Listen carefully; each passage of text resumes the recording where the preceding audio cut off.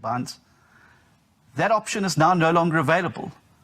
Eskom has run out of money to buy diesel.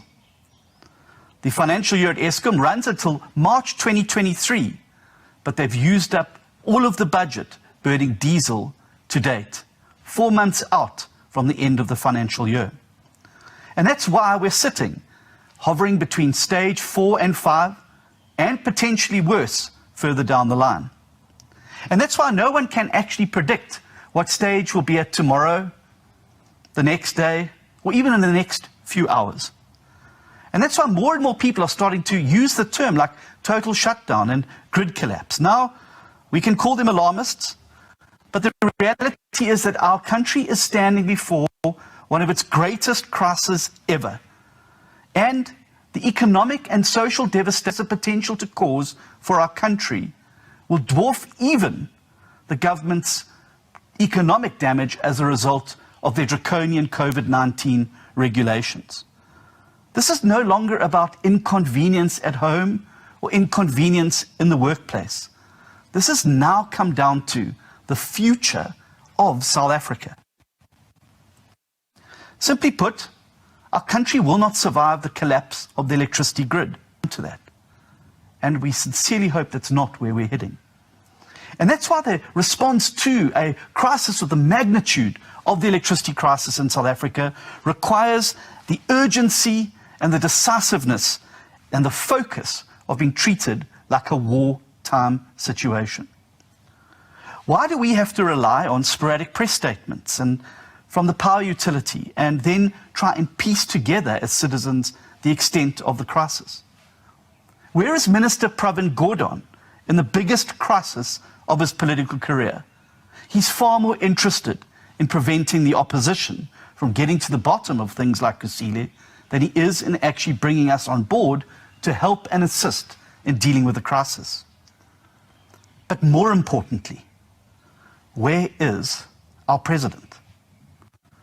Well, I'll tell you where he is. He's trotting down the Mall of London in a horse-drawn carriage on his way to have tea with the King.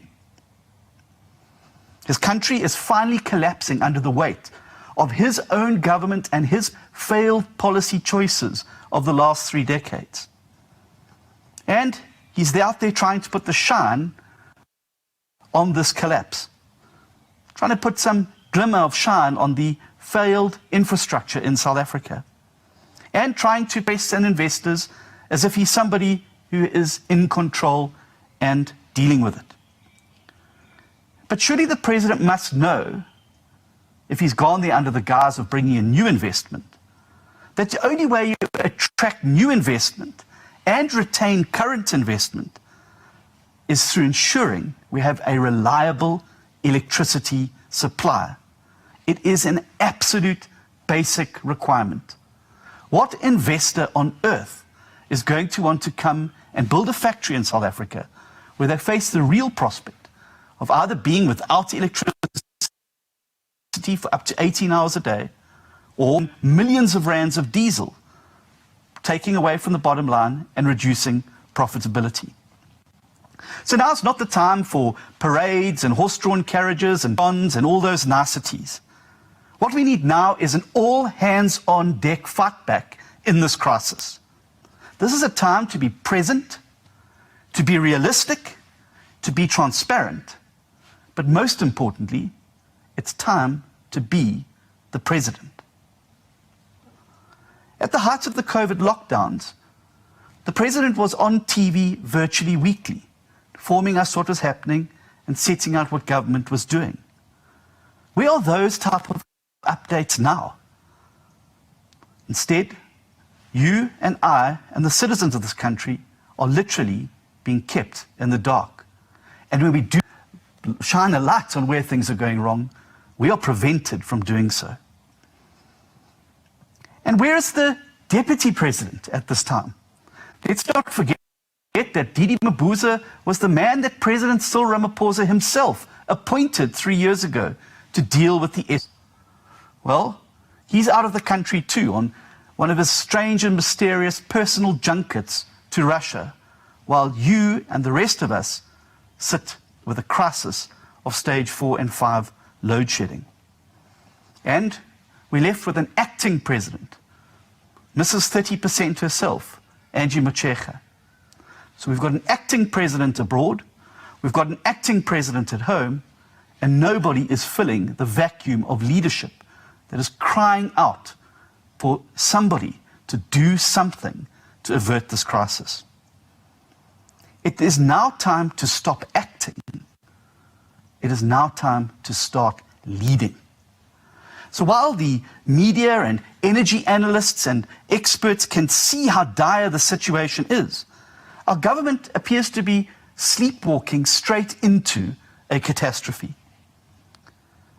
But could it be that their response, or their lack of response, must stem from the fact that they know that this crisis is entirely of their own making?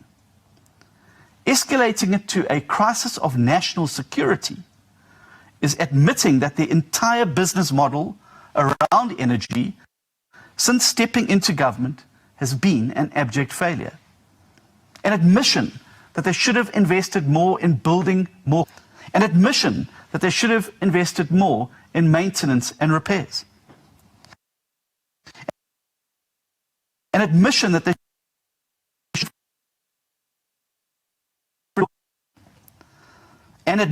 should have opened the energy market far sooner to independent power producers and unleashed a new greenfield industry of renewable energy. We wouldn't be sitting in this crisis. An admission that their party policy of deploying well-connected cadres, how but know who, to important state-owned entities like Eskom would eventually hollow it out and cripple it financially and drag the whole country down with it.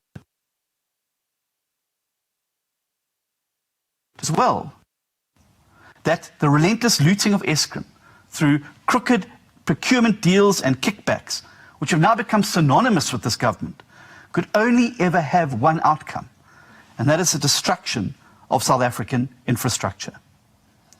The power station that I visited today, and which should be behind me now, is symbolic of all these failures. Kusile and its construction began in 2007. It was meant to be completed 8 years ago, in 2014, and for a budget of 80 billion rand. Well, it's now 2022. The final budget is estimated and ballooned to over 200 billion rand, and it's still not finished, and it's still not working at capacity. Kusile has 6 generation units, but as we speak, 4 of them are down. And it's going to be that way for months to come, if not years. Kusile, along with Medupi in Limpopo, was meant to be the ANC's answer to the looming energy crisis. But instead of alleviating the problem, these bills have now added to it. And let's not forget that both Medupi and Kusile were the sites of some of the worst looting in our country's history. In 2019, a corruption scandal was uncovered at Medupi and Kusile, which involved various Eskom executives and at least 4 contractors, and involving billions of your money. This is not a state-of-art power station at Kusile. It is a monument to ANC load shedding and ANC corruption. It is a massive construct reminding us why they cannot be trusted with our electricity supply, and in fact should not be trusted with anything. The good news is that they won't be in charge of this for much longer. They're a party in rapid decline, and every poll shows that they will not receive. Is just too far away. This problem needs to be fixed now. Cannot wait a moment longer. And so I'm calling on President Ramaphosa today to come home and address the nation on his plans to a disaster of potential grid collapse. And by actual interventions. People in South Africa are sick to their back teeth with task teams, turnaround strategies, colloquiums, all these nice-to-haves that the President announces every time he's backed into a corner on Eskom. They've all turned out to be platitudes and vague statements. And we keep being told, Eskom's just turned the corner. Everything's going to be all right. And just as the President told us in 2015, that in a few months' time, we would forget load shedding and problems at Eskom had ever happened. Well, in 2022, we now know that that simply was not true. South Africans are sick and tired of those stories because we've been hearing them for years and years, and nothing changes. Words alone are not going to fix the mess that we find ourselves in. You cannot will it better with good thoughts and prayers. You have to be honest about what has caused it. You need to then be bold in how you intend to change the trajectory that we're currently on. Since load shedding began 15 years ago, the DA has been offering at every step of the way an endless amount of workable solutions and innovative ideas to be able to try and stabilize the electricity supply and turn Eskom around. Well, those solutions can surely now no longer be ignored. It's going to require the best of everybody if we're going to be able to resolve this problem. Now, this should have been done months ago when the President announced his electricity response plan. And his refusal then to concede to the urgency of the disaster has now left our grid on the brink of collapse. What should have happened, as we had suggested at the time, is that the President declared a ring-fenced state of disaster around Eskom, because that would have allowed them to be able to ensure that they could bypass the government-created obstacles to dealing with the problems around procurement, labour legislation, localisation plans, and cadre deployment and preferential procurement. And so we call on the President to declare a ring-fenced state of disaster around Eskom so that we can start to do all these things and ensure we can generate electricity. Secondly, we're calling on the President to assemble an energy war cabinet to see our country through this crisis. The Eskom crisis now presents a clear and present danger to the economic and social life in South Africa. A threat of this magnitude to national security demands an appropriate response. If this could be done during the COVID lockdowns, why would we not be doing it now? Importantly, this war cabinet should contain independent experts in the energy field who know what recovery will require and who can counterbalance the ideological drag being placed on this process by the deadbeat energy minister. This war cabinet then needs to be given free rein to act in the interests of the country and not the political party. And finally, the President must agree to address the urgent critical skills shortage at Eskom. From the executive management all the way through to the employees, the utility desperately needs experts in power generation. Most of the critical jobs at Eskom currently are held by people who frankly don't know what they are doing. These experts are out there. We can source them locally and internationally. And we need to recruit them. We need to find them and recruit them into Eskom as a matter of urgency. Forget cadre deployment, forget all these made-up rules on employment equity. All that matters now is employing the people who are going to get us out of this crisis and give the people in this country back their power. When the city of Cape Town was facing the very real prospect of the taps running dry, they didn't overcome the challenge alone. The city lent, and the province lent very, very heavily on external experts and local experts to guide them through this particular crisis. And most importantly, they also called on the public to be involved in the response. Didn't keep citizens in the dark, brought them on board and made them part of the solution. And the combination of government response, independent expert input, and buy-in from the people through being transparent and open with them about where things were sitting and keeping them well appraised of the progress in the regard, saw the city through the crisis. And that's what we need to replicate now on a national level if in fact we're going to beat this grid collapse. Never before has this whole of society approach been more necessary and more critical. President Ramaphosa and his party need to now stick their pride and their ideology in their pockets and call and cast the net wide for this expertise. Bring in experts into the war cabinet. Bring back experienced engineers to Eskom and make ordinary citizens part of the solution by speaking to them honestly and frequently about what they need to do to assist in the consumption behavior. It wouldn't hurt the president to take a leaf from the DA's book either.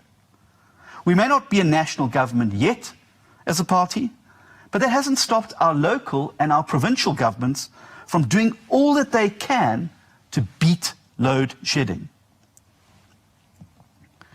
The city in Cape Town is already working to ensure that it shields its citizens from the worst effects of load shedding. It has embarked upon several projects to reduce its dependency of Eskom, as well as a number of new energy innovations. It has put out a tender now for the first ground-mounted photovoltaic plant in Atlantis, and this should be constructed by next year. This would then pave the way for even bigger solar plants to be built by the city in the near future. The city is also currently evaluating bids that they called for in their RPP tender, which will ultimately result in a power purchase agreement that will run over a 20 to 25-year period. When it comes to small embedded generation by households and businesses, Cape Town is leading the way by being the first city in the country with a registration process and basic standards for such generation, as well as, importantly, an incentive feed-in tariff for customers who have grid-tied systems. The city is also undertaking a pilot program which will look to wheel electricity to customers who want to buy energy from third-party suppliers. And then there's the city's pumped hydroelectric storage scheme at Steenhuisen, which was optimized earlier this year and now protects Cape Town residents from 2 full phases of load shedding.